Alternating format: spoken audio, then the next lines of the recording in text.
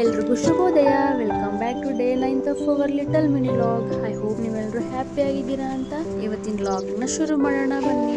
ಬೆಳಗ್ಗೆನೆ ಪೂಜೆ ಮಾಡೋದಿತ್ತು. ಸೊ ಇವತ್ತು ಸೋಮವಾರ ಅಲ್ವಾ, ಸೊ ಹಾಗಾಗಿ ಪೂಜೆ ಮಾಡೋದಕ್ಕೆ ಬೆಳಗ್ಗೆನೆ ನೆಲ ಒರೆಸ್ಕೊಟ್ಟೆ. ಆ್ಯಂಡ್ ಇವತ್ತು ಬ್ರೇಕ್ಫಾಸ್ಟ್ ಗೀ ರೈಸ್ ಮತ್ತು ವೆಜಿಟೇಬಲ್ ಕುರ್ಮಾ ಮಾಡೋಣ ಅಂತ ರೆಡಿ ಮಾಡ್ಕೊತಾ ಇದ್ದೀನಿ. ಏನಿಲ್ಲ, ವೆಜಿಟೇಬಲ್ಸ್ ಎಲ್ಲ ನಿಮ್ಗೆ ಯಾವ್ಯಾವ ವೆಜಿಟೇಬಲ್ಸ್ ಎಲ್ಲ ಇಷ್ಟನೋ ಅದನ್ನೆಲ್ಲ ಹಾಕ್ಕೊಂಡು ಚೆನ್ನಾಗಿ ಕಟ್ ಮಾಡಿಕೊಂಡು ಒಂದು ವಿಷಲ್ ಕೂಗಿಸ್ಕೊಳ್ಳಿ. ಇನ್ನು ವೆಜಿಟೇಬಲ್ಸ್ ಆಗೋ ಮಾಡೋದಕ್ಕೆ ಒಂದು ಮಸಾಲ ರೆಡಿ ಮಾಡ್ಕೋಬೇಕು. ಸೊ ಅದಕ್ಕೆ ಇವಾಗ ರೆಡಿ ಮಾಡ್ಕೊತಿದ್ದೀನಿ. ಏನಿಲ್ಲ, ಹಸಿಮೆಣಸಿನ್ಕಾಯಿ, ಶುಂಠಿ ಬೆಳ್ಳುಳ್ಳಿ ಆ್ಯಂಡ್ ಪುದೀನ, ಕೊತ್ತಂಬರಿ, ಸ್ವಲ್ಪ ಚಕ್ಕೆ, ಲವಂಗ ಆ್ಯಂಡ್ ಸ್ವಲ್ಪ ಕಡಲೆ ಹಾಕ್ಕೊಂಡು, ಬೇಕಂದರೆ ಸ್ವಲ್ಪ ಕಾಯಿ ಕೂಡ ಹಾಕ್ಕೊಂಡು ನುಣ್ಣಗೆ ಮಿಕ್ಸ್ ಮಾಡ್ಕೊಳ್ಳಿ. ನೆಕ್ಸ್ಟ್ ಒಂದು ಬಾಣಲಿಗೆ ಎಣ್ಣೆ ಹಾಕ್ಕೊಂಡು ಅದಕ್ಕೆ ಸಣ್ಣಗೆ ಹೆಚ್ಕೊಂಡಿರೋಂಥ ಈರುಳ್ಳಿ ಮತ್ತು ಟೊಮೊಟೊ ಹಾಕ್ಕೊಂಡು ಚೆನ್ನಾಗಿ ಬಾಡಿಸ್ಕೊಳ್ಳಿ.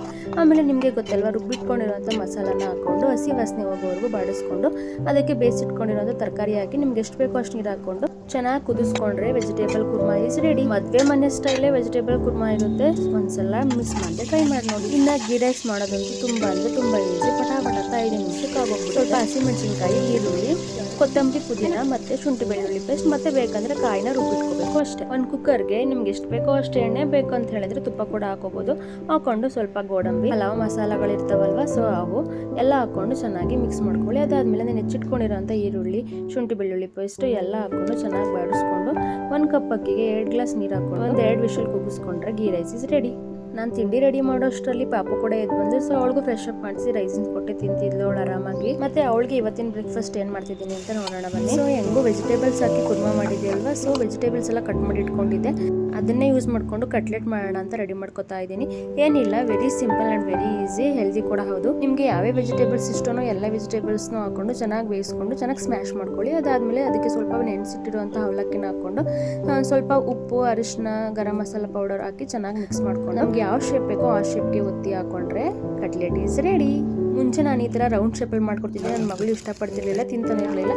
ಇವಾಗ ಈ ಥರ ಉದ್ದುದ್ದಕ್ಕೆ ಮಾಡ್ಕೊಡ್ತಿದ್ದೀನಿ, ಸುಮ್ಮನೆ ತಿಂತಾಳೆ. Same ingredients but shape change ಅಷ್ಟೇ.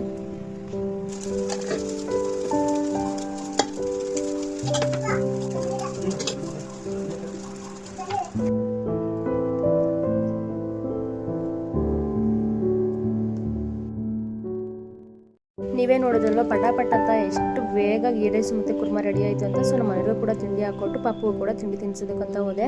ನನ್ನ ಲಾಗಲ್ಲಿ ಏನಪ್ಪ ಅಂತ ಹೇಳಿದ್ರೆ, ತುಂಬ ಜನ ಲಾಗ್ ನೋಡ್ತಿದ್ದೀರಾ, ತುಂಬ ವ್ಯೂಸ್ ಬರ್ತಿದೆ, ಬಟ್ ಯಾರು ಕೂಡ ಫಾಲೋ ಮಾಡ್ತಿಲ್ಲ, ಯಾಕಂತ ಗೊತ್ತಿಲ್ಲ. ಏನಾದರೂ ನಾನು ಮಿಸ್ಟೇಕ್ ಮಾಡಿದೆ ಪ್ಲೀಸ್ ದಯವಿಟ್ಟು ಕಮೆಂಟ್ ಮಾಡಿ, ನಾನು ಏನು ಮಿಸ್ಟೇಕ್ ಮಾಡ್ತೀನಿ, ನಿಮಗೇನಕ್ಕೆ ಲಾಗ್ ಇಷ್ಟ ಆಗ್ತಿಲ್ಲ ಅಂತ.